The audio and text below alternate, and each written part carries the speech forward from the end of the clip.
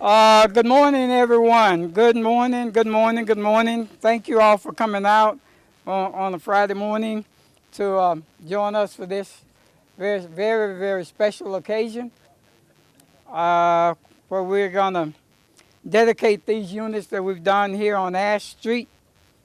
Um, Before we move into the dedication, I'd like to just beg your indulgence because I want to take a few minutes and talk about the Urban League history and the Urban League, especially that history as relates to this historic West End, Georgetown Street.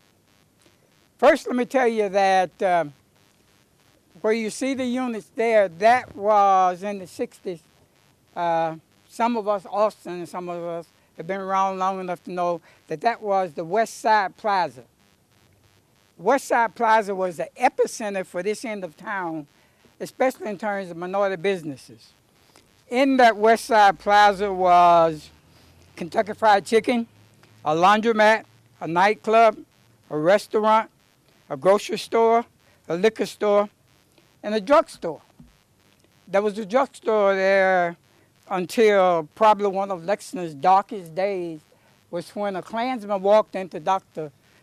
Zura Palmer's drugstore, set down a briefcase with a bomb, and blew the drugstore and the adjoining buildings up. Fortunately, Dr. Palmer and his wife and daughter were not seriously injured. But Dr. Palmer was the first African American in the state of Kentucky to receive a Rexall franchise. After that, he stepped away from trying to own one for himself. But that West Side Plaza was, in fact, the epicenter of this area. Share with you just one more historic highlight tied to the urban. Oh, by the way, now I forgot to tell you, my first day of work was right there with the Urban League. The day after Labor Day, this Labor Day, will be 50 years from that day. Another historic highlight that some people know and some may not know is that at the end of the street there's what is now called Coalhaven Cemetery. But in 1971, Whitney Young was buried here. Whitney Young, the president of the National Urban League. And what a lot of people really don't know is that President Nixon came and delivered the eulogy. That thrust our city, our state, and our little bitty Urban League into the national focus. Can you imagine what it was like? There were three of us. We'd only been in business I'd been around about 5 or 6 months. We had to coordinate with the Secret Service. And then also our office was converted such that all of the national media came there, Dan Rather included. So what a day that was, or what a week that was for this young Urban League. Now let's talk about why we're here today, and let's talk a little bit about the Urban League's history with housing. The Urban League got into the business of doing affordable housing back in 1986. Since that time, we've done about 263 units, about $27 million worth of physical assets. Councilman Brown, if we zero in on this corridor, we've done 47 units if you start from where they intersect down here to the end out here. 47 units we've done here. Our partner in a lot of what we've done here has been, where's Austin? The Housing Authority. We did, as partners, we did the Arbors, and we did, what's it called, Norman, up on the right side there? Grain Garden. So I say that because I want to take a moment to acknowledge the great work that the Housing Authority has done on this side of town by getting us the Hope 6 grant and then doing all of the other things with us. The two units right behind you are Housing Authority units. You know, what a partner that they've been to us. Other partners that we would like to acknowledge today. Kentucky Housing Corporation, is there anyone here? Kentucky Housing Corporation, thank you very much. Kentucky Housing Corporation has provided home funds for us over the years. Our local banks. Anybody representing the local banks, hold your hand up. The local banks have been very, very cooperative with us with these initiatives. And to that, we're very appreciative. And then I want to give a special thanks to those people who stepped forward. It was a year, exactly a year ago today, that we announced our Don Ball Affordable Housing Campaign. Those people who stepped forward and contributed to that. That campaign ended up with contributions and pledges of $1.2 million. So to those people, we are especially grateful. And for those who made those contributions, we want you to be here today so that you can see your dollars at work. So thank you again, those of you who contributed through that fund. Now we're going to move on and have some other members who are here with me today and make some presentations. First, we're going to have Norman Franklin, who's the vice president for this operation, for this Urban League, vice president for internal operations. And Norman has been the guy who's, all of these units that I just talked about, 263 plus, this guy has had a hand in every single one of them. Every single one of them over his history. So, yes. So now, Norman's going to come and tell us a little more specifics about this particular operation. Thank you, bud. Thank you. And good morning. I am also very pleased to welcome you to this dedication of our 57th rental unit. I must admit I have mixed emotions about this particular project. On the one hand, it's the largest project we've undertaken in the 10 years of developing single-family rentals. This project netted 6 units of affordable housing, 2 4-bedroom units and 4 3-bedroom units with a total development cost in excess of $1 million. And I want to thank all the people who made it happen. The Division of Grants and Special Programs that provided the home dollars to subsidize the development costs, the Affordable Housing Fund for low-interest financing and grants, and the local lenders, the Cumberland Valley National Bank. Well, thanks, Charlie. Thanks, Theresa. Thanks, Stacy. Thanks, Celia. Thanking the rest of your team. Thanks, Rick McQuady. Thank you, Larry Foster. And to my development team, Derek and Vince of V&D Construction, there is no infield development challenges presented that together we were not able to overcome. Although some of the solutions did add development costs to my projects. Tommy Lett, our design maestro of the infield development, and last, to my assistant of the last 10 years, Tasha White, thanks to each of you. This has been a challenging one with all the rain that we encountered during our development period. They kind of threw us off a schedule, but we continued to press on.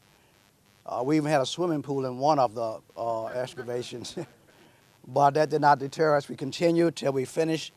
As you see the finished product, we are very proud of this 6-unit development.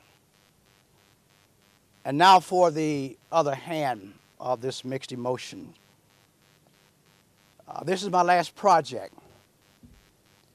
I will be retiring next month, and it's not an easy job to stop doing something that you enjoy. This has been an enjoyment to me. I thrived on the challenges that I faced each day, with each project, with each development. But all things must come to an end. So Tasha White will lead as development manager, will lead in our projects going forward, and she will continue in the excellence and the mark of excellence and the quality of our affordable housing development. As you go through and you look at the finished product, you can see the love and the care and the dedication that we put in each one of our units. Like I said, this is over $1 million project. 6 families will net benefit from quality, affordable housing. Thank you.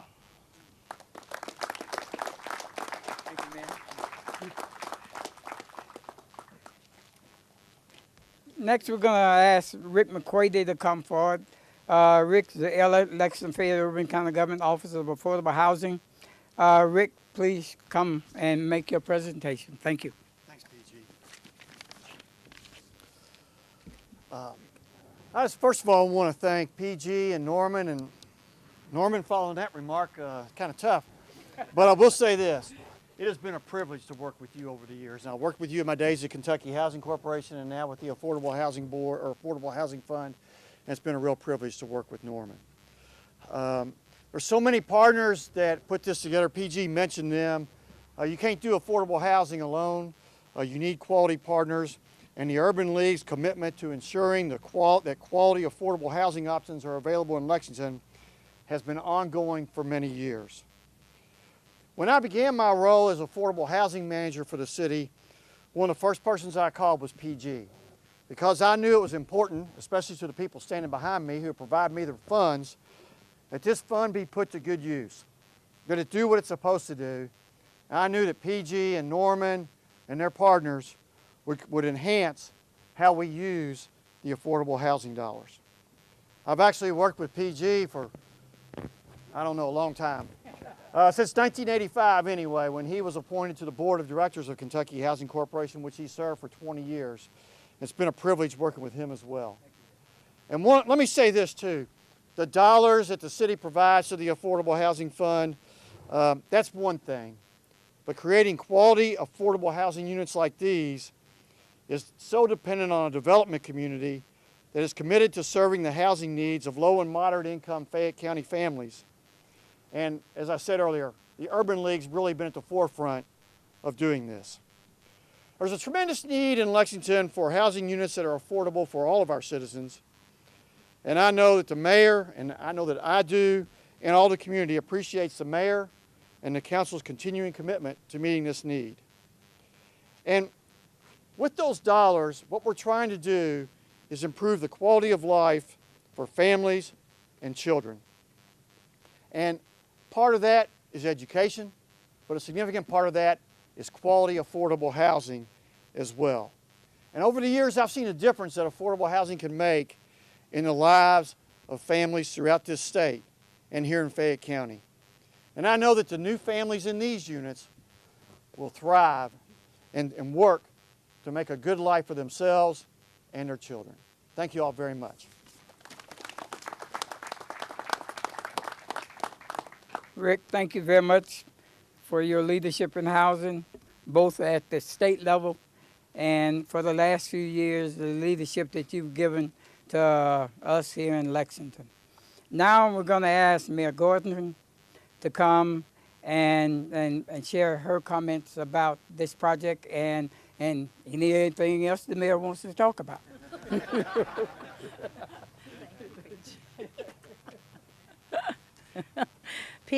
PG and I go back a ways to the mid-90s when we served on Fayette County Public Schools Equity Council. So we started working together before I became a public servant. But first of all, just good morning. This is a great occasion, and it's a wonderful day. We got good weather, so it's just right.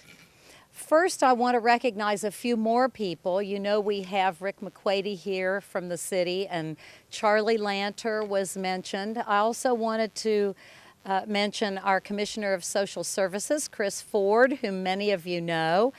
And we also have several council members, Councilmember Maloney, Councilmember James Brown, Councilmember Ellinger, Councilmember Ploman, and Councilmember Josh McKern, and I appreciate you all being here also.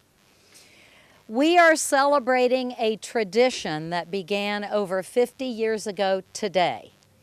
The tradition of the Urban League of Lexington, Fayette County, making life better for folks in Lexington.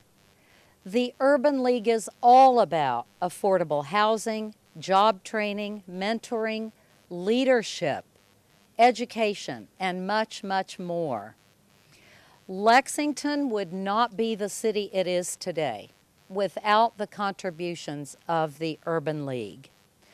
So I congratulate PG Peoples, the mover and shaker of the Urban League. You can take that title, PG. And I also want to thank Norman as well. These two gentlemen, along with their partners, have a passion and a love for what they do. And it's all about making our community better. Because of the work of the Urban League, 260 plus families have affordable housing. We're about to add several to that number.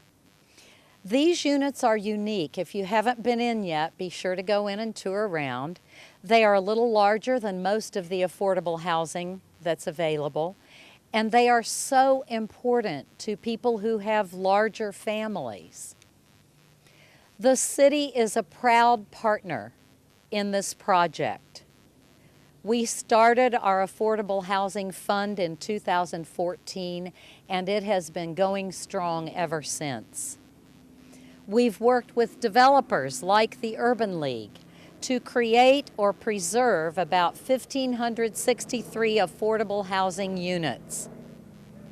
Apartments, townhouses, single-family homes. I'm pausing for the transportation. These units represent an investment of $13.2 million in city funds, plus leveraging $122 million in private funds. The vast majority of the units are designed for households with incomes at or below 60% of the area annual median income. That's just over $33,000 for a two-person family. We still have lots of work to do in affordable housing, and we are so grateful to have partners like the Urban League, like the Housing Authority in Austin, to help get this job done. Thank you all for being here. Thank you, ma'am. You just hold on a second. I've got something I want to give you. One of the things that we've done, and when you go inside, you're going to see videos running of all of the, not all of it, but a selection of some of the units that we've done. And what we've done is put those also in a book that we want to give you, Mayor. And it says, to Mayor Gorton, thanks for your continued support of the Urban League. Thanks also for your leadership with keeping the citywide focus on affordable housing. Thank you very much. Thank you. All right. Next, we're going to invite a council representative from this district to come forward.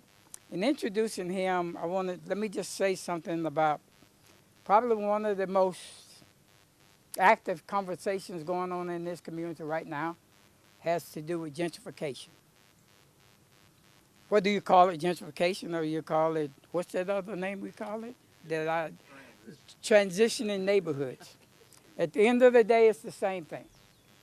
At the end of the day, what we say from the Urban League is develop, but don't displace. And what we're doing with these rental houses is providing options, affordable options for people who may get displaced when their landlords sell their units. And the reason I opened it up like that because I wanted to introduce James by thanking him for the leadership role that he and the vice mayor have taken in bringing up this conversation about gentrification. James, thank you very much, man.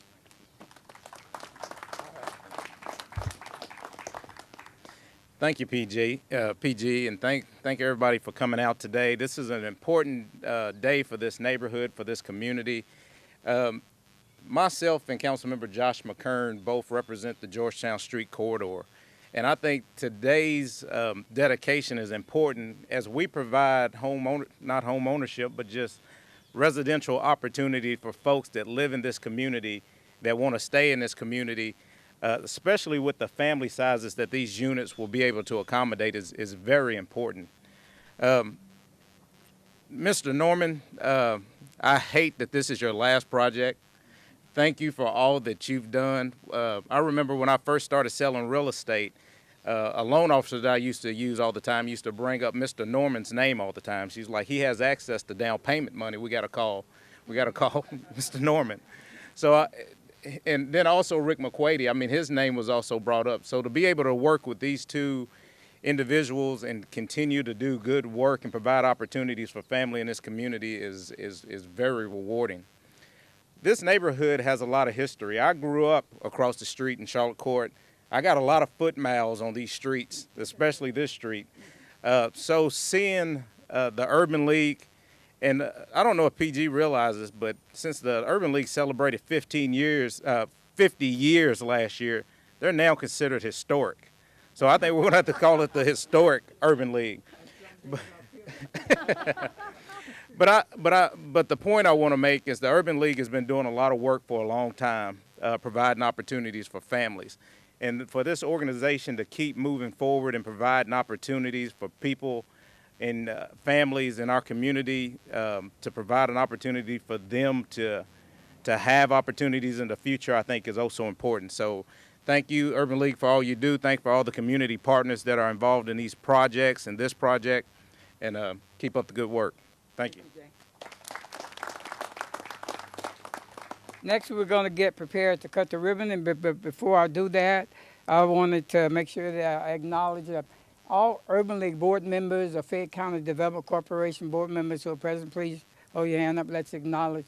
These are my bosses, and be good to them. But what the Urban League board has always done is entrusted Norman and I and the rest of the staff, and given us the freedom to do what we say we're going to do, and trusted that we would do that. Sometimes in life, I've talked to CEOs where boards kind of overstep the bounds and get involved into the daily workings of the organization. That can be very problematic. I can say in all the years I've been here, I've never had that issue. And to board members, I really, really appreciate that. If we will once again acknowledge everyone who contributed during last year's campaign to help us reach that milestone of $1.2 million. And today, we want you to see what we've done with your dollars. So now, Anissa and everybody else, we're going to cut the ribbon right here. On three. 1, 2, 3. All right. Thank you very much.